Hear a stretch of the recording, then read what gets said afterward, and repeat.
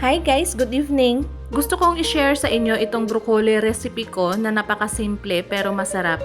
At dahil mas matagas itong mga steam ng broccoli kaya inuna ko nang i-blanch. After almost 1 minute ay nilagay ko na din ang broccoli flowers. At iba-blanch ko lang ito ng mga 1 minute.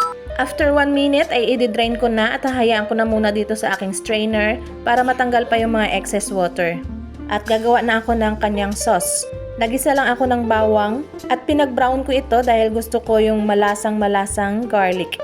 At isang pack lang ng oyster sauce ang gagamitin ko dito dahil konti lang naman ang aking broccoli. At maglalagay din ako dito ng isang kutsarang sugar at black pepper. At okay na ito guys, hahayaan ko lang muna itong lumamig. Saka ko ilalagay itong mga broccoli para hindi na siya maluto. Dahil gusto ko sa aking broccoli ay may crunch pa. Pero kung gusto nyo na ang inyong broccoli ay malambot, gawin yung 2.5 minutes or 3 minutes ang pagbablanch nito. At ito na ang aking sauteed garlic broccoli. Ito lang ang aking hapunan ngayon. Masarap ito, promise. Same lang ito ng sauce na ginagawa ko sa aking bean sprout. Simple pero masarap. Dinner na tayo!